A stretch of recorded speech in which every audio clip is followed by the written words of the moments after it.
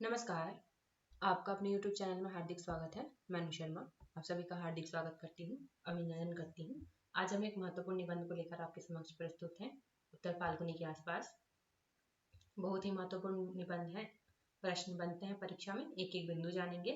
परीक्षा उपयोगी दृष्टि से पढ़ना है हमें, और जो भी इस YouTube चैनल से जुड़े हैं उनको जानकारी होगी कि हम परीक्षा उपयोगी दृष्टि से ही पढ़ते हैं। ठीक, सबसे पहले जानते हैं उत्तर फाल्गुनी निबंध के लेखक कौन है। तो उत्तर फाल्गुनी जो निबंध हमारे जीसी नेट के पाठ्यक्रम में लगी है उसके निबंधकार कौन है? कुबेरनाथ राय। कुबेरनाथ राय जिनका जन्म कब हुआ है, जन्म वर्ष को ध्यान में रख लीजिएगा, 23 मार्च। 23 मार्च अगर ध्यान में नहीं रखते हैं तो ये उतना भी जरूरी नहीं है, लेकिन चूंकि मैं टीचर हूँ तो जरूरी है सब चीजें पढ़ा देना। 23 मार्च 1933, ये वर्ष को ध्यान में रखना है। ठीक, कुबेरनाथ राय का जन्म कब हुआ है? 1933। कहाँ? उत्तर प्रदेश के गाजीपुर जिले में इनका जन्म हुआ है। महत्वपूर्ण है, ध्यान में रखिएगा। अब जो ये शीर्षक है उत्तर फाल्गुनी के आसपास, तो ये उत्तर फाल्गुनी है क्या? तो जो उत्तर फाल्गुनी है ये क्या है? सबसे पहले शीर्षक की ओर चलते हैं। उत्तर फाल्गुनी, ऑपरेशन करते चलेंगे सब चीजों का। ठीक है, उत्तर फाल्गुनी क्या है? नक्षत्र है, ध्यान में रखेंगे। क्या है? उत्तर फाल्गुनी नक्षत्र है। और ये किस ऋतु का अंतिम नक्षत्र है? तो यह ध्यान में रखेंगे, यह जो है वर्षा ऋतु, वर्षा ऋतु का ये अंतिम नक्षत्र है। ठीक है, और अपने निबंध में लेखक ने उत्तर फाल्गुनी को यौवन का अंतिम पड़ाव, यौवन का अंतिम पड़ाव क्या मानते हैं कुबेरनाथ राय? तो यौवन का अंतिम पड़ाव मानते हैं वो 40 से 45 वर्ष को। क्या मानते हैं? यौवन का अंतिम पड़ाव। ठीक है, उन्होंने उत्तर फाल्गुनी को क्या किया है? यौवन का अंतिम पड़ाव यानी 40 से 45 वर्ष की आयु को माना है। उत्तर फाल्गुनी की उम्र कितने मानते हैं ये मनुष्य के जीवन में? तो 40 से 45 वर्ष का उम्र माना है उन्होंने। ठीक है, जिस प्रकार ऋतु परिवर्तन होने से वर्षा ऋतु के पश्चात क्या आता है?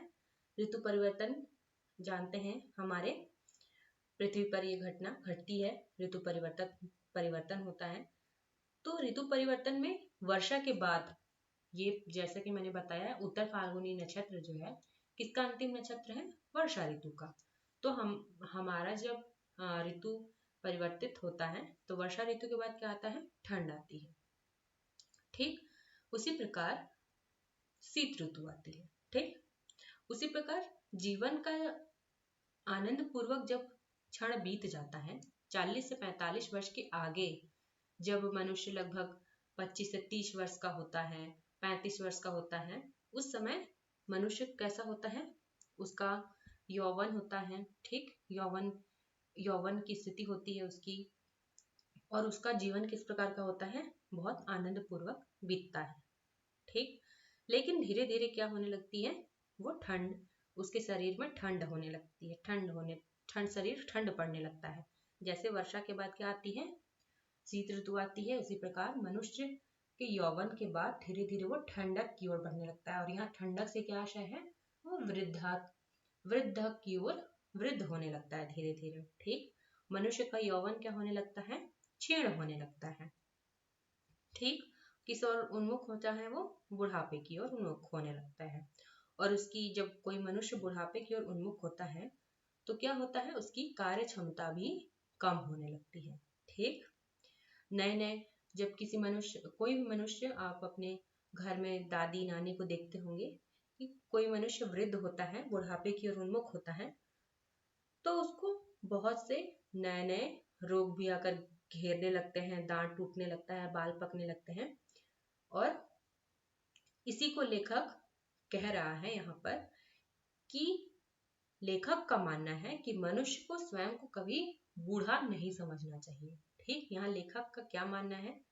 ये स्थिति तो मनुष्य के जीवन में, हर एक मनुष्य के जीवन में घटित होती है, लेकिन लेखक का मानना है कि मनुष्य को स्वयं को कभी बूढ़ा नहीं समझना चाहिए। ठीक है, और उसे क्या प्रयास करना चाहिए?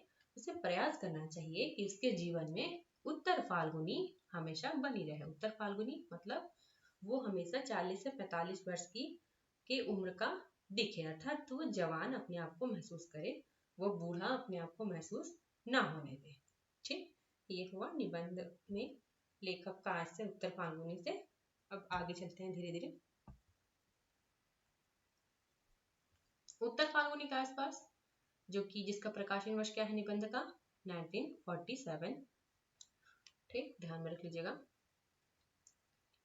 और किसका निबंध है? कुबेरनाथ रॉय का निबंध है। यह निबंध विषाद योग निबंध में संकलित है। सबसे महत्वपूर्ण है, ये कुबेरनाथ रॉय किस प्रकार के निबंधकार हैं, जानकारी होनी चाहिए आप लोग को। कुबेरनाथ राय ललित निबंधकार कहलाते हैं। ठीक, इसके अलावा कौन कौन से ललित निबंधकार हैं? हजारी प्रसाद द्विवेदी, विद्यानिवास मिश्र जी का नाम आता है। तीन लेखकों को सम्मिलित किया जाता है। कौन कौन से? हजारी प्रसाद द्विवेदी, विद्यानिवास मिश्र और कुबेरनाथ रॉय। ठीक है, कुबेरनाथ रॉय ने बहुत से निबंधों की रचना की है। उनमें से उनका एक निबंध है विषाद योग। विषाद योग में ही, क्यों ध्यान रखना है आपको, क्योंकि विषाद योग में ही उनका जो यह निबंध है उत्तर फाल्गुनी के आसपास, वह संकलित है। ठीक, और विषाद योग जिसका कि प्रकाशन वर्ष क्या है, 1974। ये निबंध संग्रह है और विषाद योग निबंध संग्रह का प्रकाशन वर्ष क्या है, 1974। ठीक, आगे चलते हैं। आगे है, यह एक प्रमुख ललित निबंधकार हैं। मैंने पहले ही बता दिया कि जो कुबेरनाथ राय हैं, इनकी गिनती किस प्रकार के निबंधकारों में होती है, तो ललित निबंधकारों में इनकी गिनती होती है। ठीक, विश्वनाथ तिवारी के अनुसार कुबेरनाथ राय के निबंधों में रस छलकता रहता है। किनके निबंधों में रस छलकता रहता है? तो कुबेरनाथ राय के निबंध में रस छलकता रहता है। ध्यान में रख लीजिएगा, महत्वपूर्ण बिंदु है। ठीक है, और किसके अनुसार? विश्वनाथ त्रिपाठी के अनुसार किसके निबंधों में रस छलकता रहता है? कुबेरनाथ राय के निबंधों में। ठीक, आगे चलते हैं। निबंध की भाषा में तत्सम शब्दों के साथ साथ अंग्रेजी शब्दों का भी प्रयोग हुआ है। जब हम इनके निबंधों को पढ़ेंगे, चूंकि हम उत्तर फाल्गुनी के आसपास निबंध पढ़ेंगे ही, तो देखेंगे बहुत संस्कृतनिष्ठ भाषा है। संस्कृत के शब्दों का बहुत प्रयोग किया है इन्होंने। ठीक है, संस्कृत के शब्दों का तो प्रयोग है, तत्सम यानी संस्कृत। ठीक है, संस्कृत के शब्दों का तो प्रयोग है ही, इसके साथ ही हम देखेंगे अंग्रेजी के शब्दों की भी इन्होंने अंग्रेजी के शब्दों का भी काफी प्रयोग किया है। ठीक, विषय वस्तु। अब जो यह निबंध का विषय वस्तु संक्षिप्त में देख लेते हैं।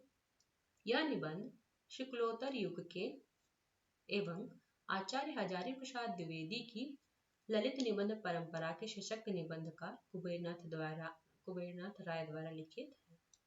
ठीक, हजारी प्रसाद द्विवेदी चूंकि ललित निबंधकार के रूप में प्रसिद्ध हैं, और उन्हीं की परंपरा में आते हैं कुबेरनाथ राय। उन्हीं की परंपरा में आने से क्या तात्पर्य है? ललित निबंधकार के रूप में। इस निबंध में कुबेरनाथ जी ने मनुष्य जीवन में और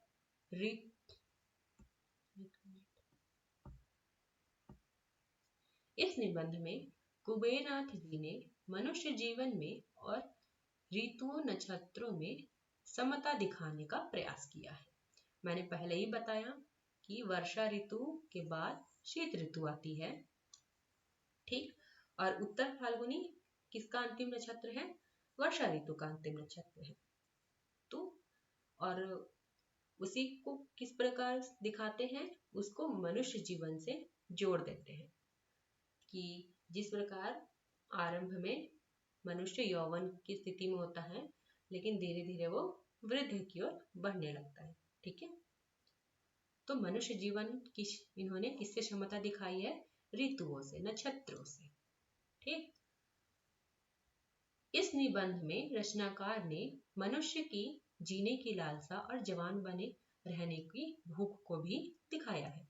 मैंने पहले ही बताया कि क्या लेखक क्या कहते हैं कि मनुष्य को कभी अपने को वृद्ध नहीं समझना चाहिए, उसको क्या समझना चाहिए कि उसके जीवन में उत्तर फाल्गुनी है, मतलब वो हमेशा एक तरह से जवान है, 40-45 वर्ष की ही उम्र में है। साथ ही अध्यापक और छात्रों के बीच संबंध को भी आधुनिक दृष्टि से व्याख्यायित किया है। ये महत्वपूर्ण बिंदु है। ये पूछा जा सकता है कुबेरनाथ राय का वह कौन सा निबंध है जिसमें अध्यापक और छात्रों के बीच के संबंध को आधुनिक दृष्टि से देखा गया है या आधुनिक दृष्टि से उसकी व्याख्या की गई है। तो वह कौन सा निबंध है? तो वह हमारा निबंध है उत्तर फाल्गुनी के आसपास। ठीक, जो किसमें संकलित है आप लोग बताइए मुझे, किस निबंध संग्रह में संकलित है और उसका प्रकाशन वर्ष क्या है? मैंने बताया है लेकिन अभी चलिए बता दीजिए मुझे। कुबेरनाथ राय जिनका जन्म 1933, ये मैं बता चुकी। उनके प्रमुख निबंध जो है निबंध संग्रह, उनका नाम लिख लीजिए। क्यों जरूरी है ये देखना? क्योंकि प्रश्न बन जाता है। इनके निबंधों को कई बार पूछा गया है क्रम से प्रकाशन वर्ष के साथ दिखाने के लिए।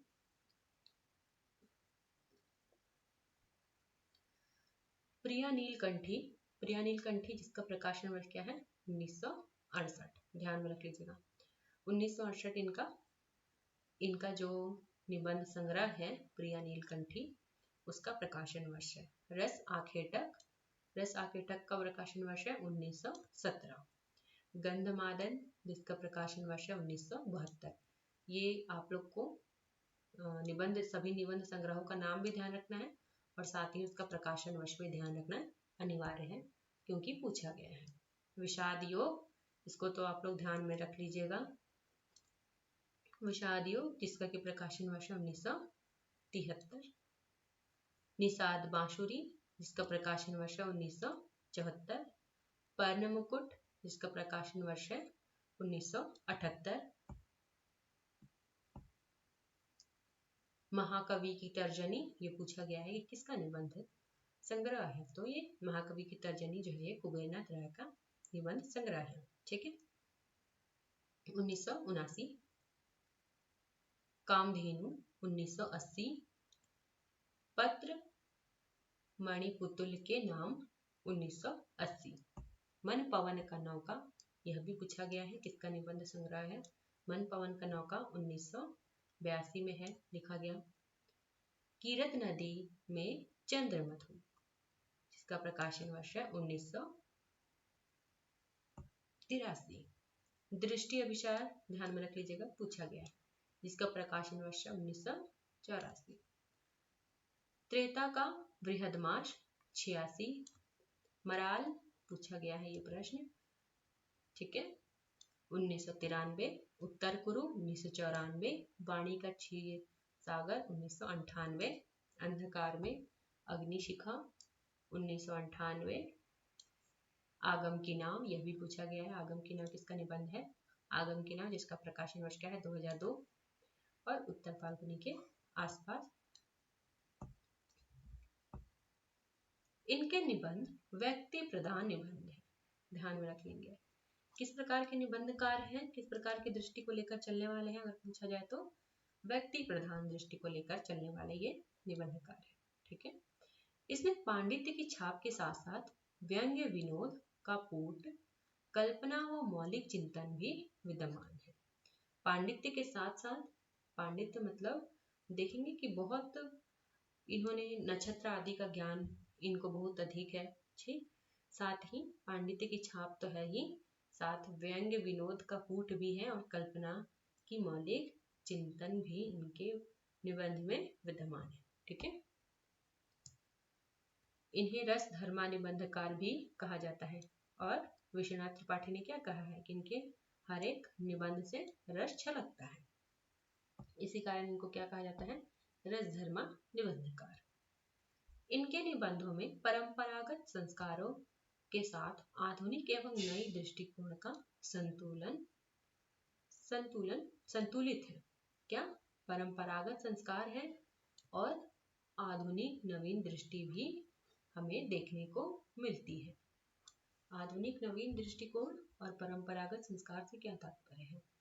परंपरागत इसी निबंध में अगर मैं बात करूं तो हम देखेंगे कि एक और जहां वो भिन्न भिन्न नक्षत्र आदि की बात करते हैं, तो वहीं अध्यापक और छात्र के नए संबंध भी हमें इस निबंध में देखने को मिलते हैं। ठीक, तो एक और हम देखते हैं कि एक और जहाँ ये परंपरागत दृष्टि भी रखते हैं, तो वहीं आधुनिक एवं नवीन दृष्टिकोण भी इनके पास है और दोनों का संतुलन है, ठीक, इनके निबंधों में। आगे चलते हैं। कुबेरनाथ राय ने अपने निबंध में राजनीतिक, सामाजिक, आर्थिक परिवेश को उभारने का प्रयास किया है। किसको? राजनीतिक, सामाजिक एवं आर्थिक परिवेश को उभारने का प्रयास किया है कुबेरनाथ राय ने अपने निबंध में, जिनमें उन्हें सफलता भी मिली है। साथ ही लोक संस्कृति का आत्मीय चित्रण भी इनके निबंधों की महत्वपूर्ण विषय वस्तु है। इनके निबंध की और एक और क्या महत्वपूर्ण विषय वस्तु क्या है? वह लोक संस्कृति का आत्मीय चित्रण। पूछा जा सकता है ये प्रश्न कि लोक संस्कृति का आत्मीय चित्रण किसके निबंधों की विषय वस्तु है? तो लोक संस्कृति का आत्मीय चित्रण वह किसके निबंध की विषय वस्तु है? वह है कुबेरनाथ राय के निबंध की विषय वस्तु। ठीक है। अपने विवरणात्मक निबंधों में कुबेरनाथ राय ने आत्मकथात्मक शैली का सहारा लेकर यूरोप के प्रसिद्ध कवियों की कृतियों की आलोचना की है। किस प्रकार की? आत्मकथात्मक शैली में उन्होंने किसकी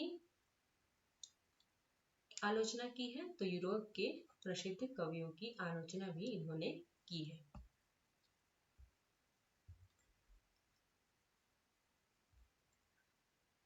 सिंहद्वार का कवि प्रेत व होमर आत्मकथ्य ऐसे ही निबंध है। किस प्रकार के निबंध है? जिसमें उन्होंने आत्मकथात्मक शैली में यूरोप के जो प्रसिद्ध कवि हैं उनके कृतित्व की आलोचना, और वो कौन कौन सी उनकी कौन कौन सी रचनाएं उस प्रकार की हैं? वह है सिंहद्वार का कवि प्रेत और होमर आत्मकथ्य, ये दोनों निबंध। ठीक, ये निबंध समीक्षात्मक होने पर भी मधुर एवं लालित्य से पूर्ण है। कजरी वन में राजहंस नामक निबंध में उन्होंने रिपोर्टाज शैली में असम की पहाड़ियों, ध्यान में रखेंगे ये प्रश्न बन जाएगा यहाँ से अगर नहीं ध्यान से पढ़ रहे हैं आप लोग। उनका एक निबंध है, क्या नाम है उसका? कजरी वन में राजहंस। उस निबंध में उन्होंने रिपोर्टाज शैली में असम की पहाड़ियों, नदियों व खेतों का सुंदर वर्णन किया है। प्रश्न इसी प्रकार बन जाएगा कि किस निबंध में, एक प्रश्न तो इसी प्रकार बन सकता है कि कुबेरनाथ राय के किस निबंध में हमें आसाम का चित्रण देखने को मिलता है। तो वह कौन सा निबंध है जिसमें आसाम का चित्रण है? वह है कजरी वन का राजहंस। और असम का क्या क्या चीजें उसमें वर्णित है उस निबंध में?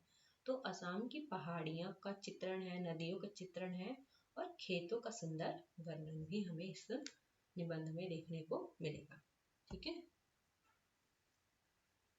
वस्तुतः इनके निबंधों की भाषा में अर्थ, गांधीर्य, लालित्य, रोचकता, सरसता, लाक्षणिकता तथा चित्रात्मकता, प्रतीकात्मकता, उक्ति व चित्र एवं अलंकारिकता भी हमें देखने को मिलेगी। किस क्या क्या चीज इसमें विद्यमान है? ललित निबंधकार है तो उसमें लालित्य तो विद्यमान है ही, गंभीरता भी है, रोचकता भी है, उत्तर फाल्गुनी के आसपास ही हमें निबंध में बहुत देखने को मिलेगी, सरसता भी है, लाक्षणिकता भी देखने को मिलेगी, चित्रात्मकता है, इनके निबंधों में प्रतीकात्मकता है, उक्ति व चित्र भी है।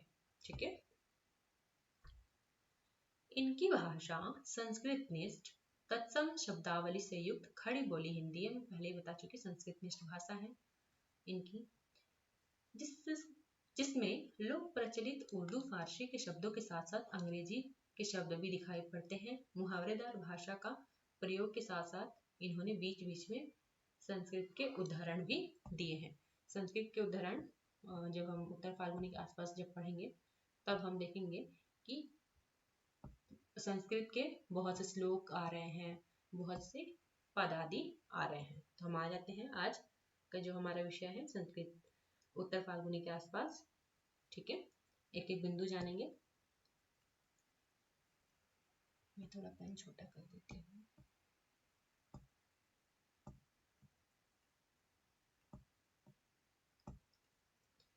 वर्षा ऋतु कि अंतिम नक्षत्र है उत्तर फाल्गुनी।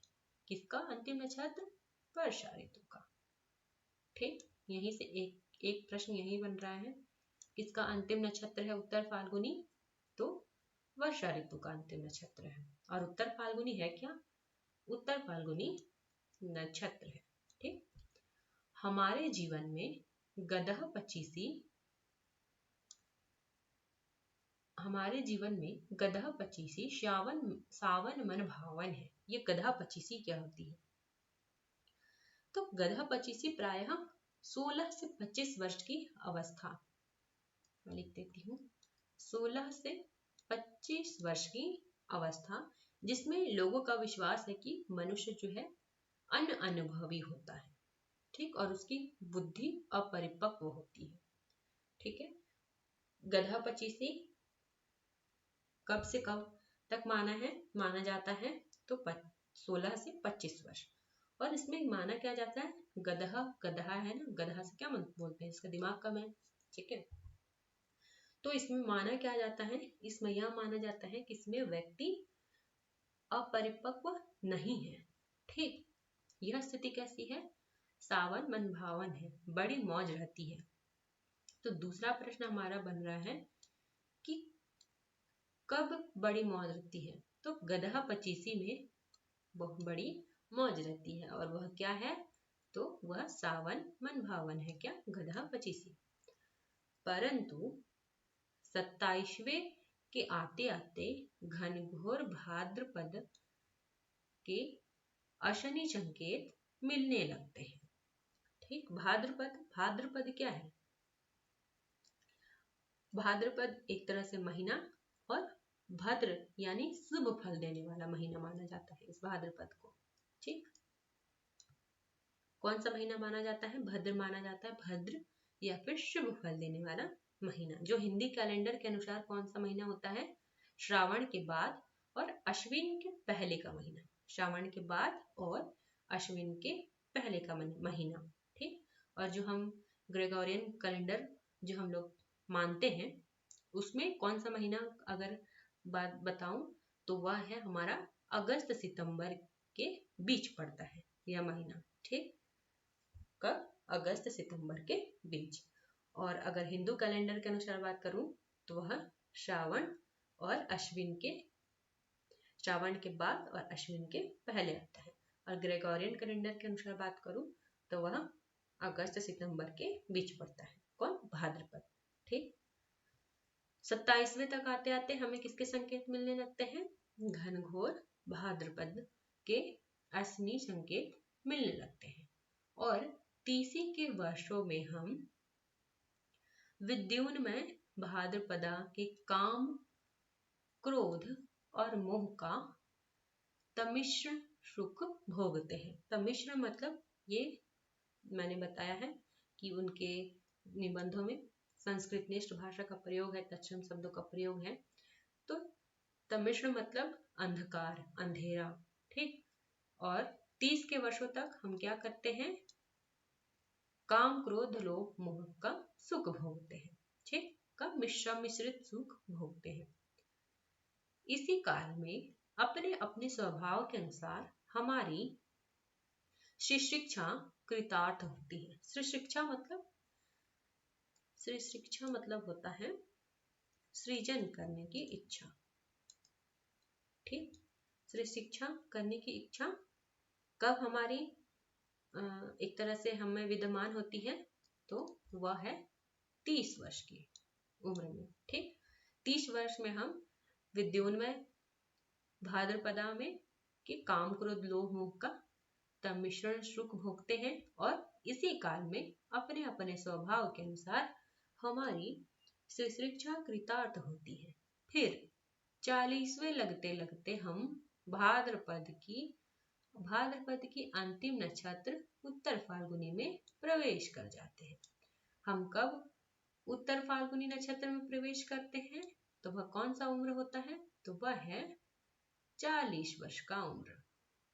ठीक है, कौन सा वर्ष का उम्र है? वह 40 वर्ष का उम्र है। ठीक, और 2-4 वर्ष बाद अर्थात उत्तर फाल्गुनी के अंतिम चरण में जरा और जीर्णता की आगमनी का समाचार काल तुरंग दूर से ही हिनहिनाकर दे जाता है।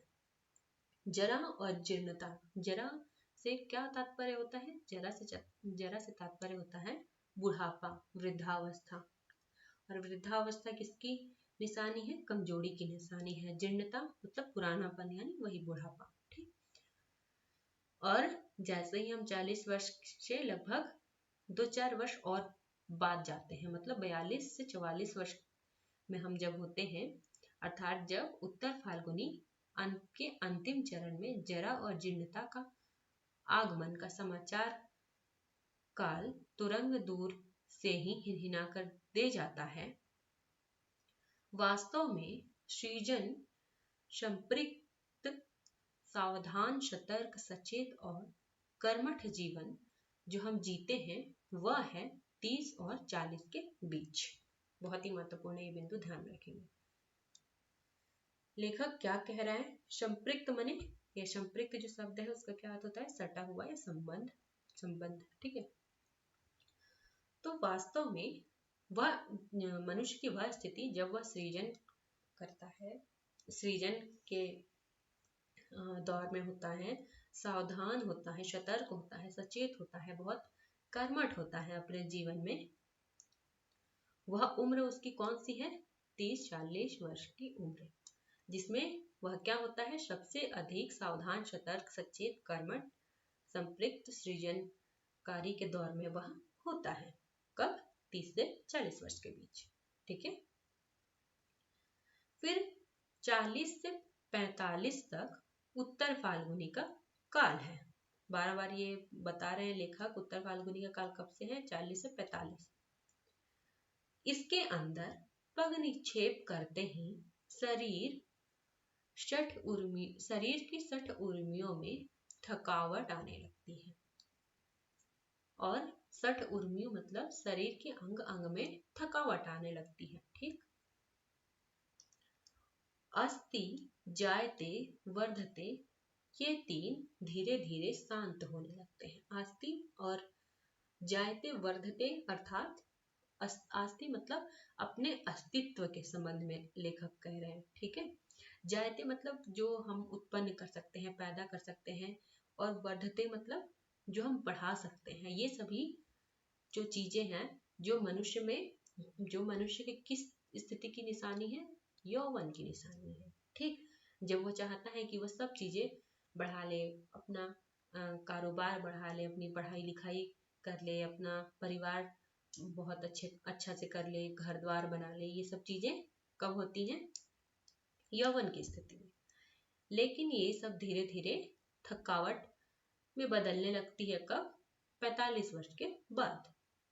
ये तीन धीरे धीरे शांत होने लगते हैं, उसका वेग कम होने लगता है। और इसके विपरीत तीन, अब ये तीन के विपरीत कौन आने लगते हैं? ये तीन के विपरीत आने लगते हैं ये तीन। कौन कौन से हैं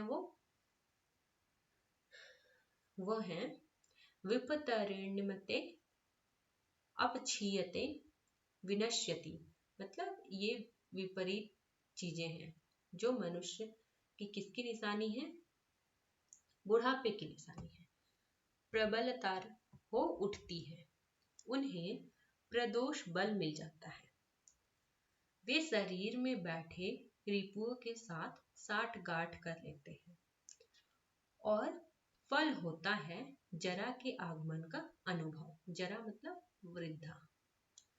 जो यौवन की निशानियां होती है, अपना अस्तित्व जब हम आदि चीजें बढ़ाने की सोचते हैं, लेकिन 40-45 वर्ष के बाद वह समाप्त होने लगती है और मनुष्य किस ओर बढ़ने लगता है?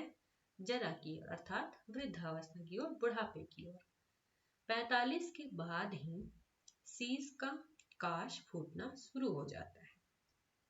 कब? 45 वर्ष के बाद। वातावरण में लोमड़ी बोलने लगता है, सूप और सारिका उदास हो जाते हैं, मयूर अपने श्रृंगार कला का त्याग कर देता है।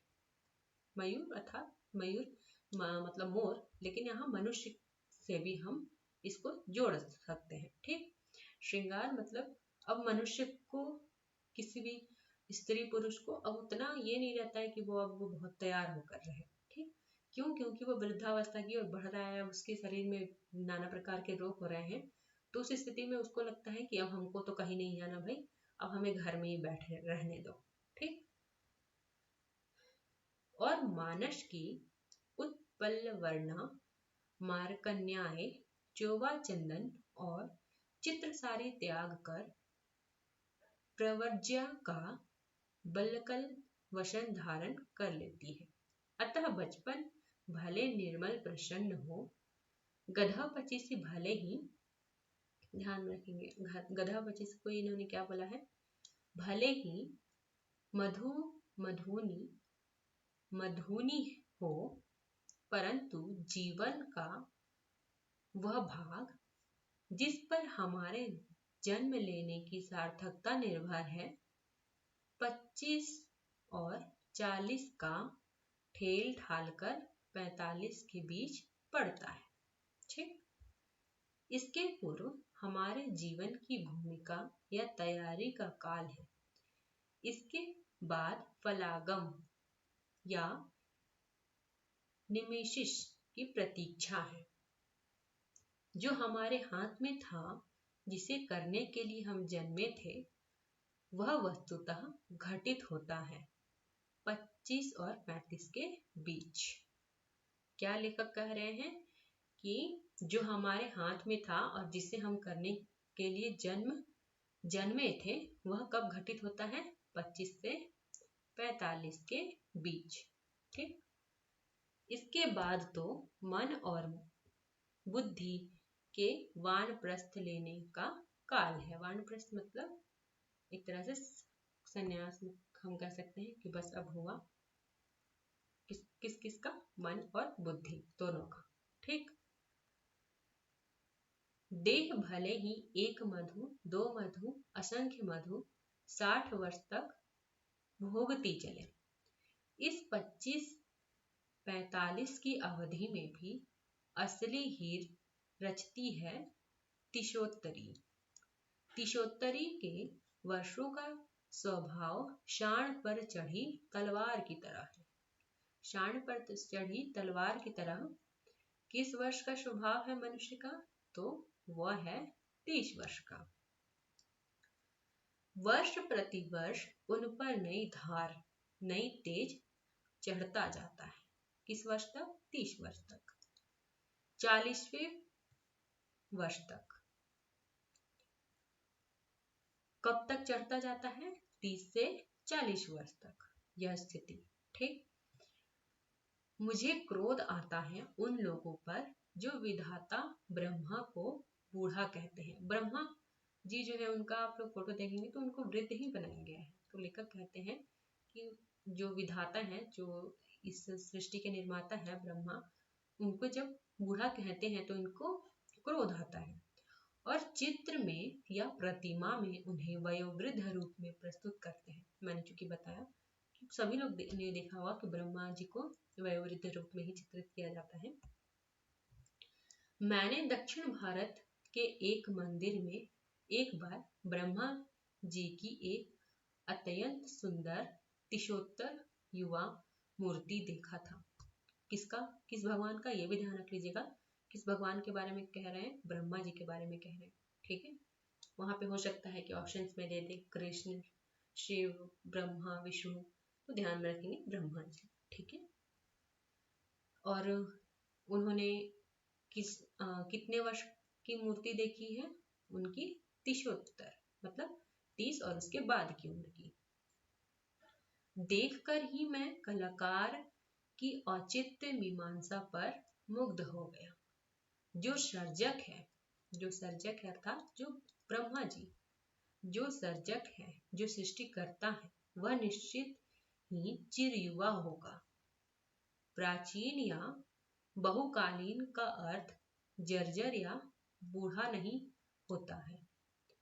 जो सर्जक है, पिता है, प्रॉफिट है, नई लीक का जनक है, प्रजाता है वह रूप माधव का रोमांटिक काम किशोर भले ही ना हो, परंतु दांत झरा, बाल झरा, गलितम पलितम मुंडम कैसे हो सकता है। ठीक, दांत झरा बाल झरा मतलब कि इतना वृद्ध कैसे हो सकता है। उसे तो अनुभवी पुंगव तिशोत्तर युवा के रूप में ही स्वीकार करना होगा। जवानी एक चमचमाता, ये पूछा गया है यहाँ से कोटेशन, ठीक है, ध्यान में रख लीजिएगा। जवानी एक चमचमाता धारदार खड़ग है। ठीक, चूंकि ये पूछ लिया, अगर पूछा जाता है तो प्रेडिक्शन हम कर सकते हैं कि इस तरह की बातें उत्तर फाल्गुनी में ही आई हैं।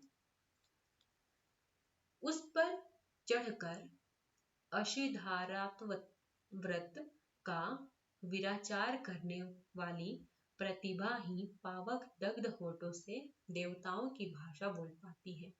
युवा अंग की पोर पोर में फास्फोरस जलता है और युवा मन में उस फास्फोरस का रूपांतरण हजारों हजार शौर्यों से सम्मिलित पावक में हो जाता है। मेरी समझ में सृष्टिकर्ता की, कवि की, ध्यान में रखेंगे, मेरी समझ में सृष्टिकर्ता की, कवि की, विप्लव नायक की, सेनापति की, सूरवीर की, विद्रोही की कल्पना श्वेतकेश वृद्ध के रूप में नहीं की जा सकती। किस किस की कल्पना?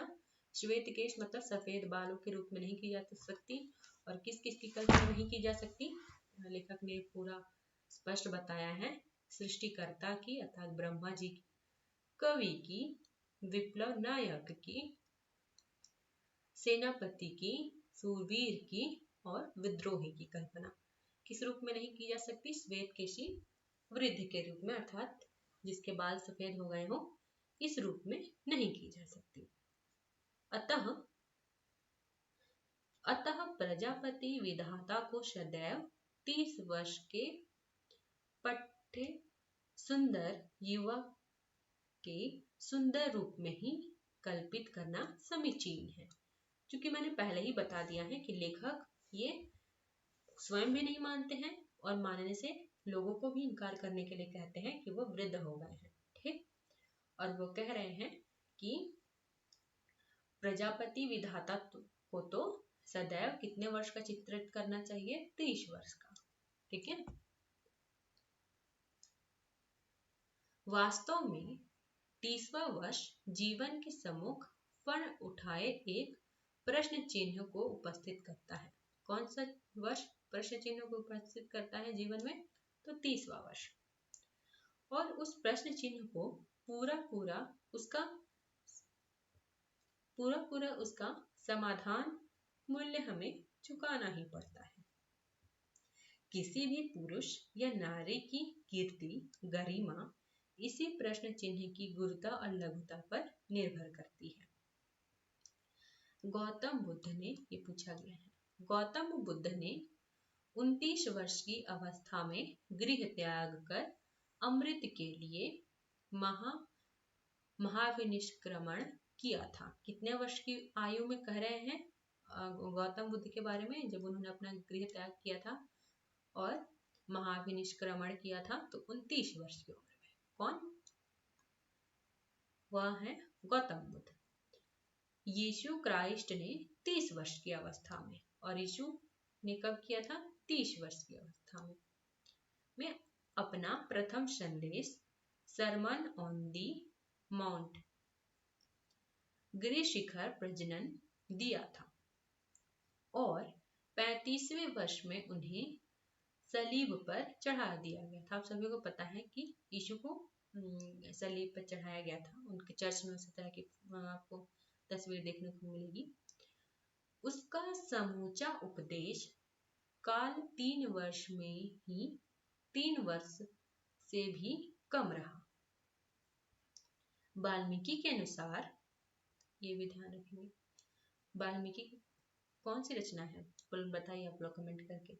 वाल्मीकि के अनुसार रामचंद्र को भी 30 के आसपास ही वास्तव में 27 वर्ष की वयस में वनवास हुआ था। राम जी को कब वनवास हुआ था? 27 वर्ष की उम्र में, अर्थात 30 वर्ष के आसपास में। उस समय सीता की आयु 18 वर्ष की थी और वनवास के 13वें वर्ष में, अर्थात सीता के 30वां पार करते ही सीता हरण की ट्रेजेडी घटित हुई थी। कितने वर्ष में? वनवास के 13वें वर्ष में, ठीक है। और सीता कितने वर्ष की थी? 30वें के पार करते ही जो सीता हरण की घटना घटी थी। अतः 30वां वर्ष सदैव वर्ण के महामूर्त के रूप में आता है और संपूर्ण दशक उस वर्ण और तेज के दाह से अविष्ट रहता है। तिशोत्तर दशक जीवन का घनघोर कुरुक्षेत्र है। कौन सा? तिशोत्तर, 30 के बाद का। यह काल गधा पचीसी के विपरीत एक क्षुरधार काल है, जिस पर चढ़कर पुरुष या नारी अपने को आविष्कृत करते हैं, अपने मर्म और धर्म के प्रति अपने को सत्य करते हैं तथा अपनी अस्तित्वगत महिमा उद्घाटित करते हैं, अथवा कम से कम ऐसा करने का अवसर तो अवश्य पाते हैं। कब? तीसोत्तर काल में, 30 के बाद के समय में। 40 लगने के बाद 45 तक यथास्थिति की उत्तर फाल्गुनी चलते रहती है, पर इसमें ही जीवन की प्रतिकूल और अनुकूल उर्मियां परस्पर संतुलन को खोना आरंभ कर देती है। ठीक, कब? 40 लगने के बाद 45 तक, ठीक। और प्राण शक्ति अवरोहण की ओर उन्मुख हो जाती है। उसके बाद अनुकूल ऊर्मी स्पष्टतः थकहर होने लगती है और प्रतिकूल ऊर्मियां प्रबल होकर देह की गांठ गांठ में बैठे रिपुओं से मेल कर बैठती है। मन हारने लगता है, सृष्टि अनाकर्षक और रति प्रतिकूल लगने लगती है, बुद्धि का तेज घट जाता है और स्वीकारपंथी होने लगती है एवं आत्मा की दाहक तेजोमय शक्ति पर विकार का धूम्र छाने लगता है। ठीक है, धूम्र छाने लगता है। और यह स्थिति कब होती है? 40-45 के बाद। ठीक है, तो यहाँ पर 45वें वर्ष की, मैं तो यहाँ पर 45वें वर्ष की बात कर रहा हूँ। कितने वर्ष की बात कर रहे हैं? 40-45 वर्ष की बात कर रहे हैं, 45 वर्ष की बात कर रहे हैं। परंतु मुझे स्मरण आती है कि दास्तोवस्की जिसने 40 के बाद ही जीवन को धिक्कार दे दिया था। किसने? दास्तोवस्की एक लेखक हैं, जहाँ तक मैं याद कर पा रही हूँ, रूस के हैं, रूस या अमेरिका के हैं, मुझे भी ध्यान नहीं आ रहा, आप लोग देख लीजिएगा। दास्तोवस्की जिसने 40 के बाद ही जीवन को धिक्कार दे दिया था। मैं 40 वर्ष तक ही वर्ष जी चुका, 40 वर्ष ही तो असली जीवन काल है। किसने कहा था? दास्तोवस्की ने। ठीक, कि मैं 40 वर्ष तक जी चुका, 40 वर्ष ही तो असली जीवन काल है। तुम जानते हो कि 40वां माने चरम बुढ़ापा। दरअसल 40 के बाद जीना असभ्यता है, अश्लीलता है, अनैतिकता है। भला 40 के आगे कौन जीता है? मूर्ख लोग और व्यर्थ लोग। ठीक, किसने कहा था? दास्तोवस्की ने कहा था, नोट्स फ्रॉम अंडरग्राउंड से। उनकी एक रचना का नाम है नोट्स फ्रॉम अंडरग्राउंड से, जिसमें वह क्या मानते हैं कि 40 वर्ष तक ही किसी भी मनुष्य को जीना चाहिए। उसके बाद कौन मनुष्य जीता है? वह मनुष्य जीता है जो मूर्ख है और जो व्यर्थ लोग हैं, वही जीते हैं। ठीक है, दास्तोवस्की की इस उक्ति का यदि ध्यान में रख लीजिएगा किसका कथन है ये, ठीक है, इम्पोर्टेंट है, महत्वपूर्ण है। दास्तोवस्की की इस उक्ति का यदि शाब्दिक अर्थ ना लिया जाए तो मेरे समझ में इसका यही अर्थ होगा कि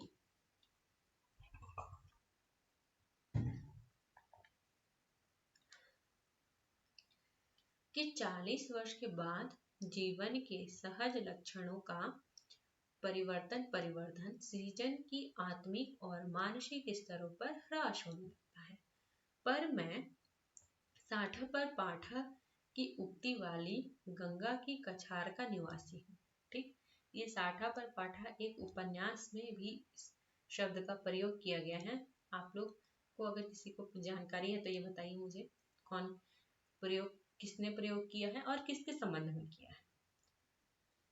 इसी से इस अवधि को 5 वर्ष और आगे बढ़ाकर देखता हूँ।